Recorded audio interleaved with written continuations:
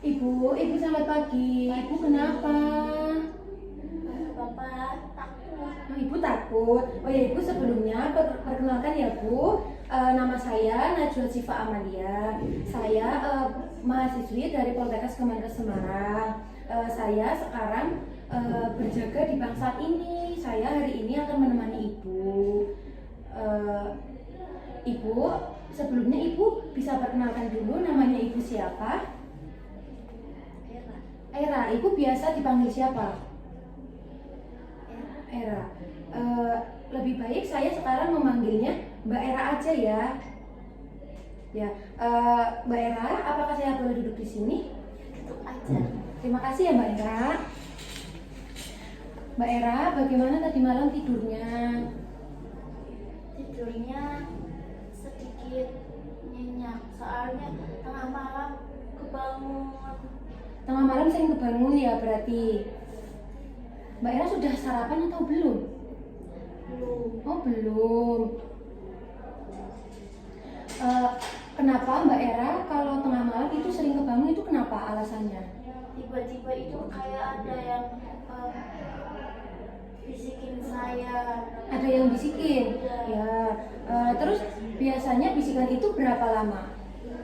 Bisikannya itu misalkan saya itu tidur jam 9, terus tiba-tiba saya kebangun jam 11 gara-gara ada yang ngebisikin Mbak ya ke saya, bisikinnya, pergi kamu itu nggak berguna, mending mati aja, kayak gitu. Nah itu nanti saya takut, terus saya tidur lagi jam 12, jam 2 kebangun.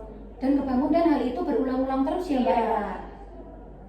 Biasanya suara bisikan-bisikan itu Mbak Era itu dengarnya dari sebelah mana?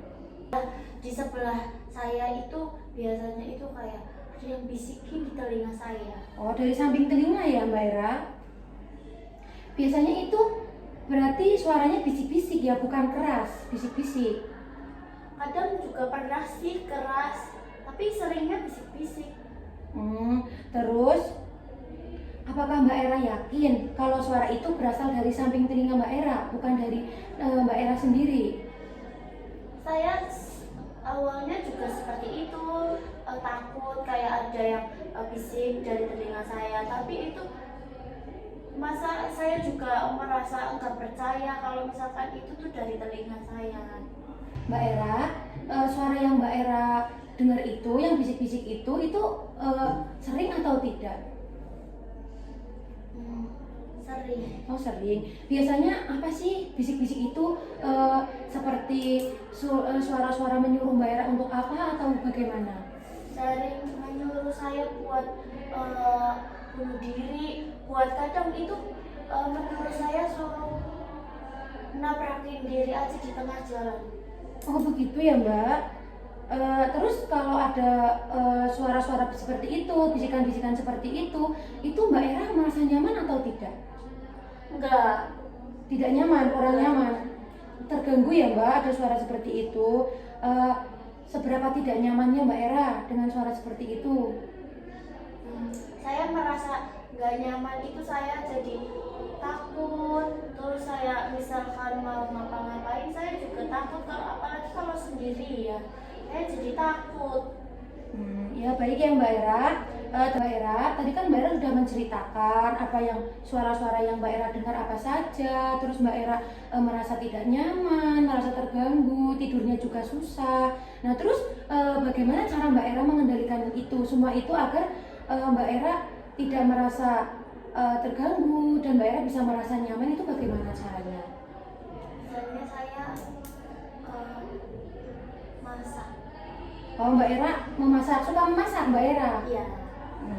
Pasti enak nih masakan Mbak Era. Ya Mbak Era, dari semua yang Mbak Era tadi jelasin itu namanya halusinasi ya Mbak. Terus kan tadi kita sudah berbincang-bincang, apa ada yang mau ditanyakan? Mbak Era nggak mau bertanya, tidak ada yang ditanyakan.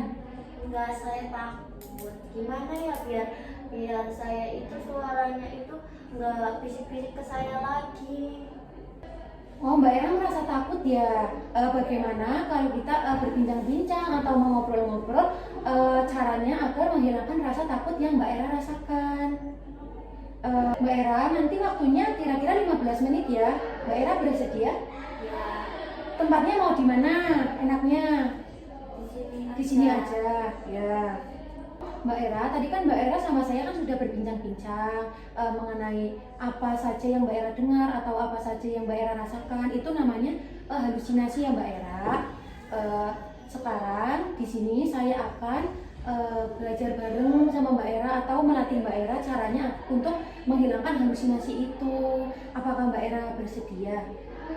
Ya, Oh ya Mbak Era, untuk caranya, cara menghilangkan halusinasi itu kita bisa dengan cara mengobrol, bisa dengan cara beraktivitas seperti melakukan aktivitas kayak tadi kan Mbak Era suka memasak, kita bisa memasak bareng, terus kita bisa dengan terapi obat atau dengan cara menghardik ya Mbak Era. Untuk pertemuan kali ini atau pertemuan yang pertama ini kita berlatih cara menghardik dulu ya Mbak. Mbak Era sudah tahu caranya belum? Oh belum, baik Mbak Era belum tahu caranya, saya ajarin ya Mbak.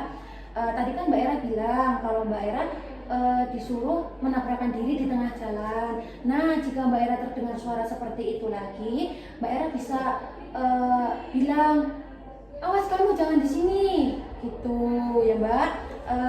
Jika nanti Mbak Era dengar suara-suara yang lain, Mbak Era juga bisa, awas kamu, saya nggak kenal sama kamu, gitu ya Mbak, bisa bicara seperti itu. Nah, jika di tempat ramai, Mbak Era itu bisa mengendalikan diri dengan cara bilang aja di hati, berkata di hati, awas kamu, saya nggak suka sama kamu, seperti itu ya Mbak. Tadi kan saya sudah menjelaskan ya Mbak Era, coba sekarang Mbak Era mempraktikkan bagaimana nanti jika Mbak Era mendengar suara seperti itu lagi. kalau misalkan saya dengar suara seperti itu lagi sendirian, nanti saya harus bilang, awas kamu jangan di sini. Saya nggak kenal kamu, saya nggak percaya sama kamu. Ya, bagus banget Mbak Era, pinter ya Mbak Era. Kalau misalkan di tempat yang ramai, berarti saya ngomongnya di dalam hati ya Sus? Iya, betul. Nah, berarti Mbak Era sudah paham. Coba nanti jika Mbak Era terdengar suara seperti itu, Mbak bisa mempraktikannya sendiri ya Mbak, nanti saya pantau. Nah, untuk mungkin untuk pertemuan kali ini itu saja dulu ya Mbak. Pertemuan selanjutnya kita akan berlatih tentang aktivitas. Tadi kan Mbak Era suka memasak, nanti kita bisa melakukan teknik atau cara-cara memasak. Apakah Mbak Era mau? Mbak Era bersedia? Mau. Untuk tempatnya baiknya kalau menurut saya itu di dapur. Bagaimana Mbak Era, mau atau tidak? Mau. Waktunya besok paling cuma sekitar 15 menit Mbak. Oke Mbak Era bersedia ya? Oke baik Mbak Era, mungkin itu saja dari saya sekarang. Mbak Era sudah bagus, Mbak Era sudah pintar. Besok saya akan bertemu Mbak Era lagi. Terima kasih ya Mbak. Sama. Mbak Era, saya pamit dulu ya Mbak.